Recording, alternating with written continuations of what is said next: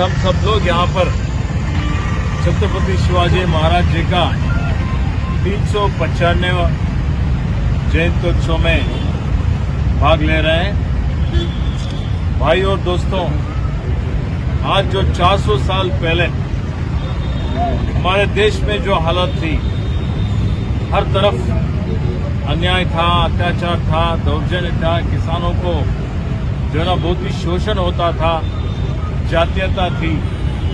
ऐसी परिस्थिति में जब राजा महाराजा लोग जब शासन चलाते थे, राजप्रभुत्व था, तो लोगों के ऊपर अन्याय हुए तो भी पूरे लोग असहाय थे। लोगों को कुछ क्या करना बोल के समझ में नहीं आता था। ऐसे परिस्थिति में छत्रपति शिवाजी महाराज जी का जन्म होता है शिवनेरी में।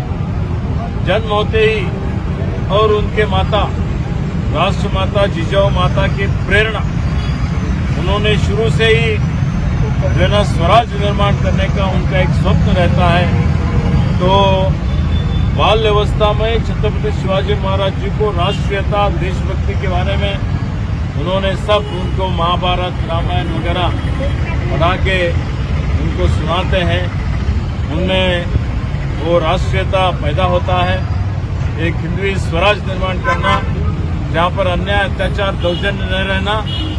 जो भी अलगाववाद और फिरकापरस्त लोग हैं, जो उनको उनका जो भी रूढ़िवाद है, उनका जो दुशासन चल रहा था, तो ऐसे में शिवाजी महाराज हर तरह का ट्रेनिंग लेते हैं। लेके 15वीं 16वीं साल में ही एक एक किला उन्होंने जीत के एक मावड़े, हर जाति मतलब किसानों का और कार्मिकों का, जो उन सभी जाति के लोगों को साथ में लेके एक उन्होंने एक जो है ना सैन्य तैयार करते हैं, करके अन्याय के खिलाफ लड़ते हैं। तो खुद उन्होंने उनके नेतृत्व में एक स्वराज का स्थापना अगर कोई किया है तो छत्रपति शिवाजी महाराज। तो महाराज को हम याद करते हैं इसलिए कि उनका जो न्यायपूर्ण, नीतिपूर्ण उनकी जो शासन है, उनके शासन में किसान लोग खुश रहते हैं,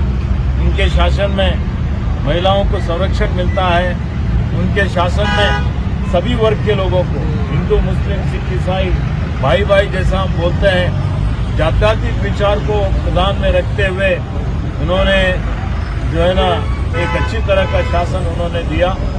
हमेशा उनका हम लोग याद करके, आज भी जो शोषण होता है, अन्याय होता है, किसान लोग, महिलाओं के ऊपर जो भी अत्याचार होता है, उसके खिलाफ हमको आवाज उठाना चाहिए। और उन्होंने जो आदर्श हमको दिया है, वो आदर्श के ऊपर हम लोग चलने की कोशिश करना चाहिए। ऐसा करे तो ही उनका जयंत्योत्सव आचरण करने का एक सार्थक होता है। बोल के सभी को बधाई देके मेरा दोस्तों छत्रपति